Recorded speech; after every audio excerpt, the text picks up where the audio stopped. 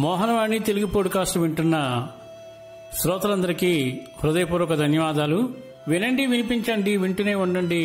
Mohanavani Telugu podcast మీరు వింటున్నారు. Mohanavani Telugu podcast వింటున్న శ్రోతలందరికీ హృదయపూర్వక ధన్యవాదాలు.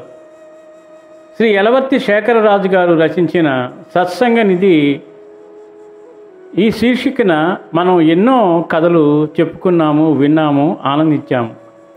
అలాగే ప్రతి కథను చాలా బ్రహ్మాండంగా ఆస్వాదించి నాకు మంచి ప్రేరణనిచ్చే కామెంట్లు చేసి నన్ను ప్రోత్సహిస్తున్న మీ అందరికీ మరొకసారి ధన్యవాదాలు తెలియజేసుకుంటూ, ఈరోజు కూడా సత్సంగ నిధి నుండి మరొక అద్భుతమైన కథతో మీ ముందుకు వస్తున్నాను. నా పేరు అక్కునూరి సీతారామ మోహన్ రావు శర్మ. వినండి, వినిపించండి, వింటూనే ఉండండి. మోహనవాణి తెలుగు పోడ్కాస్ట్ మీరు వింటున్నారు. మోహనవాణి. భాగవతంలోని ఊసరవెల్లి కథ. ఈ భాగవతంలో ఊసరవెల్లి కథ ఏమిటో అందరం విని తెలుసుకుందాం. కృష్ణ పరమాత్మ అంతఃపుర ప్రాంతంలో ఉన్నటువంటి ఉద్యానవనంలో ఒక లోతైన నుయ్యి ఉంది.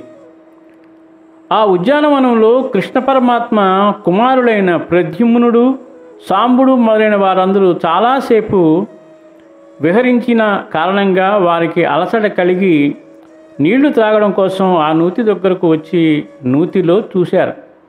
ఆ నూతిలో పెద్ద ఊసరవెల్లి కనిపించింది. ఆ ఊసరవెల్లి చాలా పెద్దదిగా ఉండడం చూసి వాళ్ళు ఆశ్చర్యపోయి దానిని పైకి తీయడం కోసం దానిని పెద్ద పెద్ద త్రాళ్లతో కట్టి పైకి లాగే ప్రయత్నం చేశారు, కానీ తీయలేకపోయారు. అప్పుడు వారు పరుగు పరుగున లోపలికి వెళ్ళి జరిగిన విషయం కృష్ణ పరమాత్మకు చెప్పారు. కృష్ణ పరమాత్మ బయటకు వచ్చి నూతిలోనికి వంగి తన ఎడమ చేతితో గడ్డి పరకను పైకి తీసినట్లు పైకి తీశాడు. కృష్ణ పరమాత్మ ఆ ఊసరవెల్లితో, నీకు ఎందుకు ఇంత పెద్ద ఊసరవెల్లి జన్మ వచ్చింది అని అడిగారు. అప్పుడు ఆ ఊసరవెల్లి, మహానుభావ, నేను ఇక్ష్వాకు వంశంలో జన్మించినటువంటి మృగ మహారాజును. రామచంద్రమూర్తి జన్మించిన వంశంలో జన్మించాను. చాలా ధర్మంగా రాజ్య పరిపాలన చేశాను. గోదానం, హిరణ్యదానం, పుస్తకదానం, నువ్వుల దానం, ఇలా అన్ని దానాలు చేశాను. ప్రతిరోజు బ్రాహ్మణులకు గోవులను దానం చేస్తూ ఉండేవాడిని. ఒకరోజు ఒక గోవును కశ్యపుడు అనే బ్రాహ్మణుడికి దానం ఇచ్చాను. ఆయన ఆ గోవును తీసుకువెళ్ళి తన పెరటిలో కట్టేశారు. తర్వాత రోజు మేత కోసం దానిని విప్పారు. ఆ గోవు తప్పించుకొని మా ఆవుల మందలోకి వచ్చి చేరింది. అది నేను గమనించలేదు. అదే ఆవును వేరొక బ్రాహ్మణుడికి దానం ఇచ్చాను. ఆ బ్రాహ్మణుడు ఆ ఆవును తీసుకుపోతున్న సమయంలో కశ్యపుడు చూసి, అది నా ఆవు, నాకు మృగమహారాజు దానం చేశాడు అని అన్నారు. అప్పుడు ఆ బ్రాహ్మణుడు, ఇప్పుడే ఆ ఆవును నాకు మృగమహారాజు దానం చేశారు అని చెప్పారు. ఇద్దరూ కొంచెం సేపు వాదులాడుకుని తర్వాత నా వద్దకు వచ్చారు. కశ్యపుడు నాతో, ఇది ముందుగా నాకు దానం ఇచ్చిన ఆవు. ఈ ఆవు తప్పించుకొని మీ ఆలమందలో కలిసిపోయింది. ఆ ఆవును మీరు ఈ బ్రాహ్మణుడికి దానం చేశారు కాబట్టి నా ఆవును నాకు ఇప్పించండి అని కశ్యపుడు అన్నాడు. అప్పుడు నేను రెండవ బ్రాహ్మణుడిని, నా వల్ల పొరపాటు జరిగింది. నేను మీకు దానం ఇచ్చిన ఆవు ఇంతకుముందు ఇతనికి దానం చేశాను. కాబట్టి మీరు ఆ గోవుని ఇచ్చినట్లయితే నేను ఆ బ్రాహ్మణుడికి ఇచ్చేస్తాను అని అన్నాను. ఆ బ్రాహ్మణుడు నాకు ఈ ఆవే కావాలి, నేను ఇవ్వను అని అన్నారు. మీరు ఈ గోవుని ఇస్తే 1,00,000 గోవులు ఇస్తాను అన్నాను.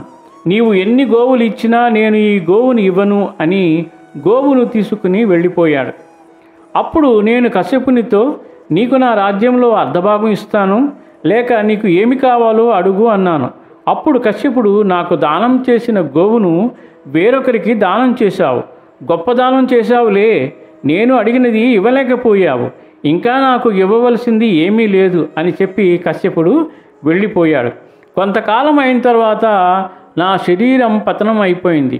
అప్పుడు దూతలు వచ్చి నాతో, మీరు అనుభవించవలసిన చిన్న పాప ఫలితం ఉంది.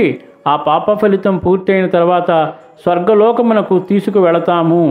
మీ పాప ఫలితం అయ్యే వరకు పెద్ద ఊసరవిల్లిలా నూతిలో పడి ఉండు అని చెప్పారు. అప్పుడు నేను దూతలతో, నేను ఏ పాపం చేశాను అని అడిగాను.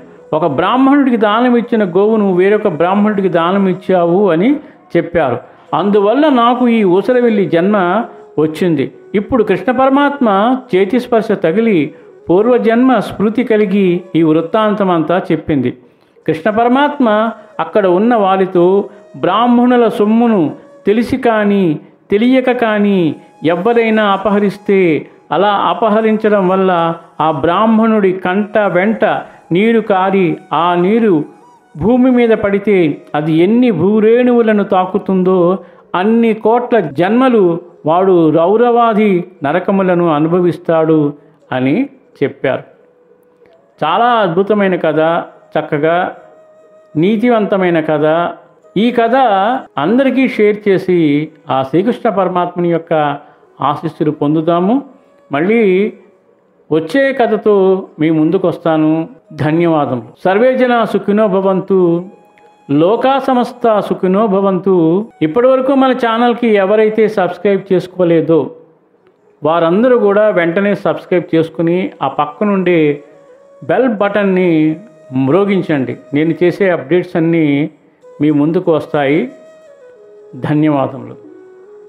మోహనవాణి తెలుగు పోడ్కాస్ట్ ఛానల్ని లైక్, షేర్, సబ్స్క్రైబ్ చేయండి.